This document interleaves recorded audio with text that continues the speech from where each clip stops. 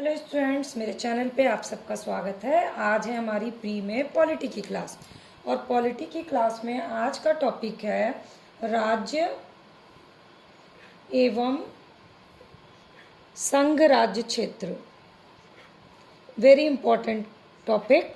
मैं आपको back year question बताती जाऊंगी और उसका इसके अलावा फिर से रिपीट कर दूं, मैं जो है ये टॉपिक ख़त्म करवा रही हूँ। पूरे बैक ईयर क्वेश्चन 20 साल में जो भी क्वेश्चन पूछे गए हैं, फॉरवर्ड लिंक क्वेश्चन यानी आने वाले दिन में आपके लिए क्या नए क्वेश्चन इंपॉर्टेंट बन सकते हैं। 2 बुक्स जिसमें है सुभाष कश्यप, मेन सुभाष कश्यप को लिया है इसमें, और NCERT 6 to 12। इससे मैं आपका ये सारा टॉपिक कवर करा रही हूँ। प्री की पूरी क्लास की सीरीज़ मेरे चैनल पे चल रही है। जो लोगों ने पहले की क्लास नहीं देखी है उनके लिए मैंने डिस्क्रिप्शन बॉक्स में लिंक शेयर किया, उस पर देख सकते हैं। सारे सब्जेक्ट की क्लास चल रही है। सारे सब्जेक्ट में क्या क्या है, ancient history, medieval history, modern history, polity, economics, Indian geography, world geography, environment. इस तरह से ये मैं पूरा GS कंप्लीट करा रही हूँ। तो प्लीज़ वीडियो सीरीज से जुड़े रहिए अगर आप किसी भी तरह की परीक्षा की तैयारी कर रहे हैं तो सबसे पहले मैं आपको कोडिंग के साथ ये टॉपिक कंप्लीट कराऊंगी। तो चलिए शुरू करते हैं आज की वीडियो। तो संघ राज्य एवं संघ राज्य क्षेत्र जो है उससे सबसे ज़्यादा बार जो क्वेश्चन पूछे जाते हैं वो है नए राज्यों का गठन। अब आपको ये पढ़ के थोड़ा अजीब लग रहा होगा, मैं एक कहानी सुनाती हूँ आपको। आज रात नाग जी हरि का नाम लेकर के चल दिए और कहाँ पहुँचे, जहाँ मेघ बरस रहा था और मेघ बरसने से मणि गिर रहे थे। पूरा मणि उठाना चाहते थे लेकिन तब भी कम पड़ गया, तो उन्होंने क्या किया, रम पी लिया और रम पी करके चल दिए गोवा। क्यों? क्योंकि गोवा में 36 लोग खंड खंड में मणि को करके उनको दिए और वो गाना गाने लगे। छोटी सी कहानी है लेकिन इसी से आपके सारे राज्यों का क्रम है, क्योंकि क्रम बहुत इंपॉर्टेंट है, याद करना। क्रम से क्वेश्चन आते हैं। अब मैं आपको बताती हूँ आज से क्या है।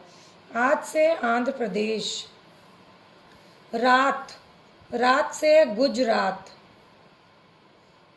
नागालैंड, नाग से है नागालैंड, ठीक है। हरियाणा, चल हिमाचल, मेघालय, मणिपुर, इसके बाद पूरा त्रिपुरा, कम सिक्किम, रम मिजोरम, चल अरुणाचल, गोवा तो सीधे नाम है, छत्तीसगढ़, खंड पहले आएगा उत्तराखंड और फिर आएगा झारखंड, गाना तेलंगाना। अब आप ये कहानी रिपीट करिए। यही है आपका क्रम, राज्यों के गठन का क्रम है। आज रात नाग जी हरि का नाम लेके चल दिए, मेघ बरसने लगा जिससे मणि गिरने लगी। उन्होंने सोचा पूरा मणि उठा लूं, पर वो कम पड़ गया तो उन्होंने रम पी लिया और रम पी के चल दिए गोवा में 36 लोगों ने उनको खंड खंड कर दिया ताकि और वो खुशी से गाना गाने लगे। मतलब एक मणि को कई खंडों में बांटा तो वो गाना गाने लगे। अब राज्य क्या है, आंध्र प्रदेश, गुजरात, नागालैंड, हरियाणा, हिमाचल प्रदेश, मेघालय, मणिपुर, त्रिपुरा, सिक्किम, मिजोरम, अरुणाचल, गोवा, छत्तीस, उत्तराखंड, झारखंड, तेलंगाना। ये है आपका कोड। क्योंकि इसका कोड मैंने इसलिए बता दिया क्योंकि ये बहुत इंपॉर्टेंट है। अब मैं आपको ईयर भी बता देती हूँ। तो ईयर 1953 में आंध्र प्रदेश, 1960 में गुजरात, 1963 में नागालैंड, 1966 में हरियाणा, 1971 में हिमाचल, 1972 में मेघालय, मणिपुर और त्रिपुरा। MMT जो है तीनों एक साल में हुए हैं और इससे क्वेश्चन पूछा जाता है कि इनमें से किस राज्य का गठन 1972 में नहीं हुआ था। आपको ऑप्शन दिया जाएगा मेघालय, मणिपुर, त्रिपुरा, मिजोरम। तो नॉर्थ ईस्ट के नाम पे आप कंफ्यूज नहीं होइएगा, आप मेघ और मणि याद रखिएगा क्योंकि एम में ही कंफ्यूजन होता है। ये 1972 में है। सिक्किम 1975, मिजोरम 1987, अरुणाचल 1987। तो मिजोरम और अरुणाचल एक साथ हैं और साथ में है उनके गोवा 1987। छत्तीसगढ़ का आपको याद होना चाहिए 2000, उत्तराखंड 2000, झारखंड 2000 और तेलंगाना 2004। तो अब मैंने आपको ईयर भी बता दिया, कोडिंग भी बता दी, और इससे बहुत बार क्वेश्चन पूछे गए हैं अलग अलग तरह से। जैसे आंध्र प्रदेश का गठन कब हुआ, 1953। स्ट्रेट फॉरवर्ड क्वेश्चन ऐसे आते हैं कि आपसे साल पूछा गया या फिर राज्य पूछा गया और आपको उसका साल बताना है। दूसरा क्वेश्चन आता है क्रम लगाने का। जैसे आपको आंध्र प्रदेश दिया गया, मेघालय दिया गया, गोवा दिया गया, छत्तीसगढ़ दिया गया, आपको इसका क्रम लगाना, ये है दूसरा क्वेश्चन।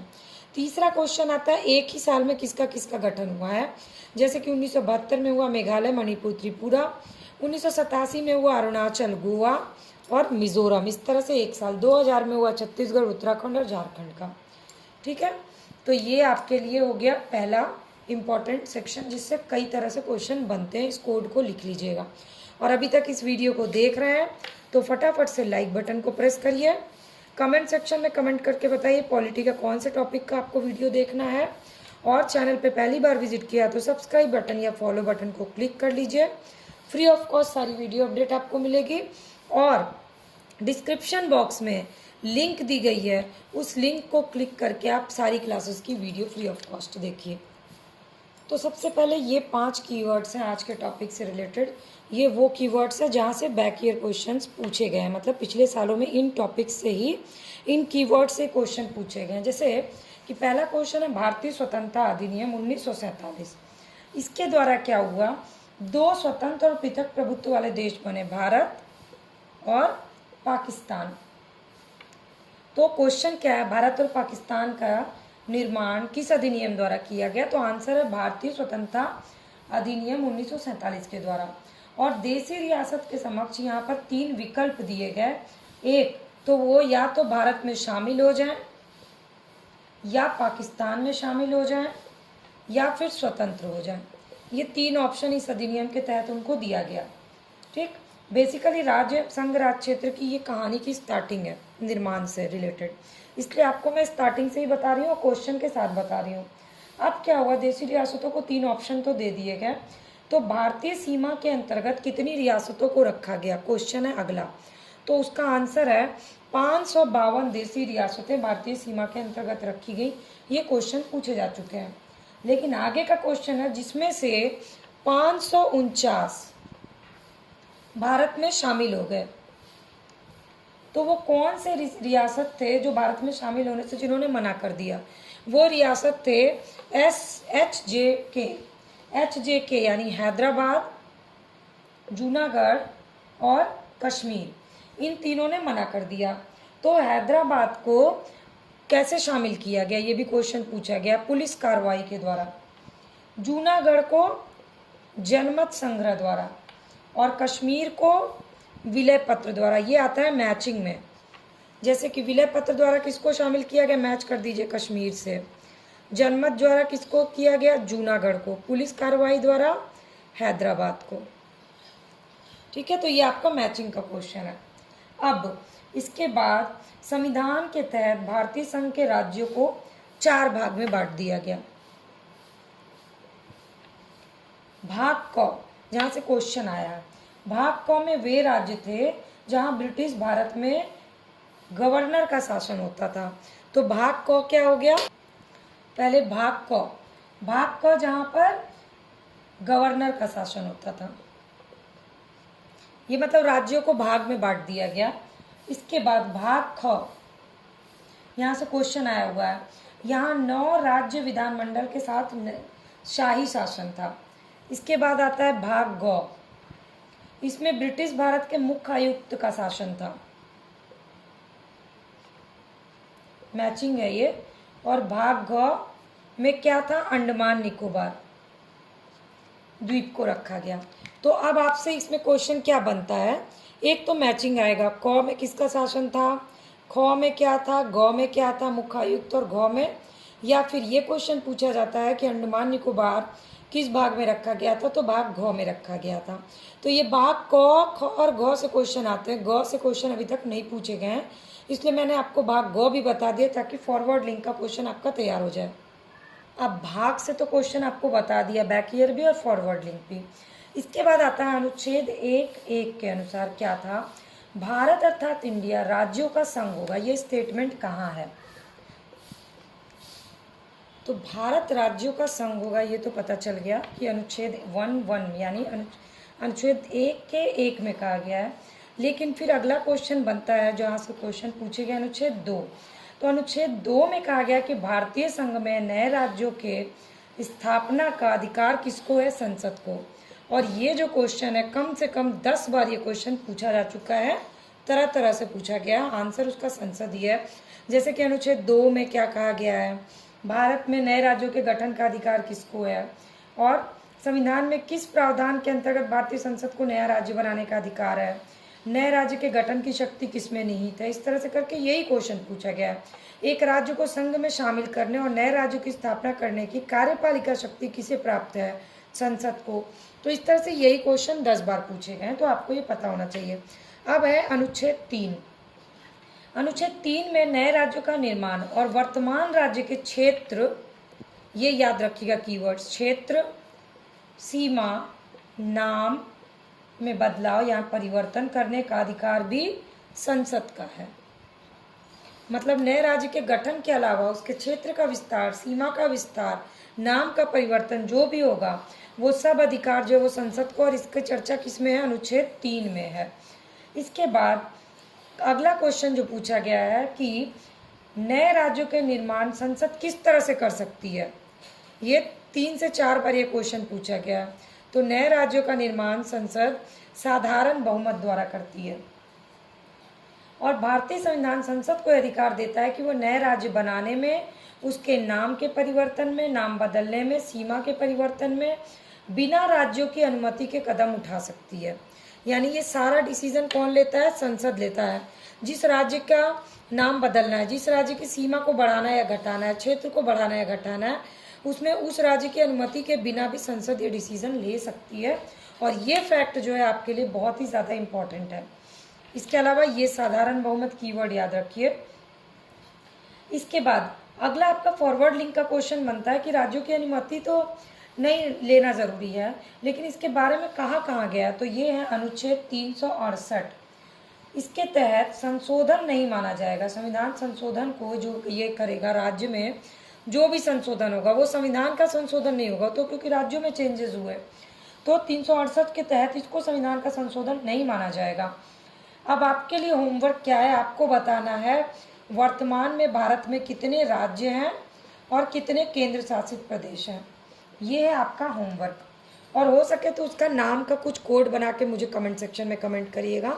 मैं चेक करूँगी कि आप में से कोडिंग बनाना किसमें, आप लोग किस तरह से अच्छी कोडिंग बना सकते हैं। इसके बाद क्वेश्चन है, स्वतंत्रता के बाद नए राज्यों का निर्माण किसकी अध्यक्षता में किया गया? तो ये आंसर है इसका फजल अली। नए राज्यों का निर्माण जो स्वतंत्रता के बाद शुरू हुआ, तो फजल अली उसके अध्यक्ष थे। अब किसके अध्यक्ष थे ये भी क्वेश्चन है। ये थे राज्य पुनर्गठन आयोग के अध्यक्ष। अब राज्य पुनर्आयोग का गठन कब हुआ? तो उसका आंसर है 1953 में। यानी बेसिक कहानी क्या है कि जैसे ही भारत स्वतंत्र हुआ उसके बाद 1953 में राज्य पुनर्गठन आयोग का गठन किया गया, जिसके अध्यक्ष बनाए फजल अली, और इन्होंने नए राज्यों का गठन शुरू किया। अब अगला क्वेश्चन, सबसे पहले कौन सा राज्य गठित हुआ? तो अब आप मेरे कोडिंग में जाइए, जो मैंने आपको वीडियो की स्टार्टिंग में बताया है। 1953 में किस राज्य का गठन हुआ था? आंध्र प्रदेश का। और इस आयोग के 2 अन्य सदस्य कौन थे? ये भी क्वेश्चन पूछा गया है। 2 अन्य सदस्य थे के.एम. पणिक्कर और H.N. कुंजरू। ये हैं राज्य पुनर्गठन आयोग के 2 सदस्य। तो क्वेश्चन क्या बनता है, इनमें से कौन राज्य पुनर्गठन आयोग से संबंधित नहीं है? आपको ऑप्शन दिया जाएगा फजल अली, पणिक्कर, कुंजरू, ये तीनों तो हैं। अब चौथा ऑप्शन कुछ भी होगा, आपको पता होना चाहिए कि वो संबंधित नहीं है। इस आयोग के कुछ अनुशंसा को राज्य पुनर्गठन अधिनियम 1956 में लागू कर दिया गया, और संसद जो है संविधान में संशोधन करके किसी भी भारतीय भूभाग को किसी अन्य देश को सौंप सकती है। ये बहुत बड़ा अधिकार है। इसके बाद जून 1948 में भारत सरकार ने एस.के. धर की अध्यक्षता में भाषाई, बहुत इंपॉर्टेंट है, भाषाई प्रांत आयोग, मतलब भाषा के आधार पर राज्यों का गठन हो, इसका नियुक्त किया, इसकी अध्यक्ष नियुक्त किया 1948 में। और इस आयोग ने अपनी रिपोर्ट दिसंबर में दे दी कि राज्यों का गठन जो है भाषाई आधार की बजाय प्रशासनिक सुविधा के अनुसार किए जाने की सिफारिश की इन्होंने। और दिसंबर 1948 में कांग्रेस द्वारा एस.के. धर की कमीशन की अनुशंसाओं का अध्ययन करने हेतु JVP, अब आपको ये क्रम याद रखना, सबसे पहले राज्य पुनर्गठन आयोग गठित हुआ, उसके बाद भाषाई प्रांत आयोग गठित हुआ, उसके बाद JVP। ठीक है, तो JVP समिति गठित की गई। इसमें कौन थे? जवाहरलाल नेहरू, वल्लभ भाई पटेल और पट्टाभी सीतारमैया, इसलिए इसका नाम था JVP। और 1949 में प्रस्तुत अपनी रिपोर्ट में इस समिति ने औपचारिक रूप से अस्वीकार किया कि राज्यों का पुनर्गठन का आधार भाषा होना चाहिए, इन्होंने मना कर दिया। और पोट्टी श्री रामल्लू की 56 दिन की भूख हड़ताल, ये बहुत इंपॉर्टेंट है, 56 दिन की भूख हड़ताल राज्य पुनर्गठन से रिलेटेड किसने किया था? तो पोट्टी श्री रामुलू के बाद इनकी मृत्यु हो गई और 1953 में भारत सरकार को भाषा के आधार पर आंध्र प्रदेश राज्य का गठन करना पड़ा। तो 1948 में आए एस.के. धर भाषाई प्रांत आयोग, फिर आए JVP समिति, फिर आया राज्य पुनर्गठन आयोग 1953 में और गठित हो गया आंध्र प्रदेश राज्य। और आंध्र प्रदेश भाषा के आधार पर गठित होने वाला देश का पहला राज्य बन गया। तो ये हो गए आपके राज्य एवं संघ राज्य क्षेत्र से रिलेटेड इम्पॉर्टेंट सारी पूरी कहानी के साथ इम्पॉर्टेंट क्वेश्चन, बैकईयर क्वेश्चन, कोडिंग, सारी चीज़ें मैंने बता दी। अब आपको उठाना है बैकईयर क्वेश्चन और उसको सॉल्व करिए। देखिए आपके सारे बैकईयर क्वेश्चन सॉल्व हो जाएंगे। और अगर आपको बैकईयर क्वेश्चन का सॉल्व देखना होगा तो मुझे कमेंट करके बताइएगा, मैं उसकी भी एक वीडियो आपसे शेयर करूँगी। आप लोग कमेंट नहीं करते हैं इसलिए मैं वीडियो शेयर नहीं करती हूँ, क्योंकि अगर आप लोग की ज़रूरत होगी तो ही मैं वो वीडियो बनाऊँगी। Thanks for watching Rachna's creation.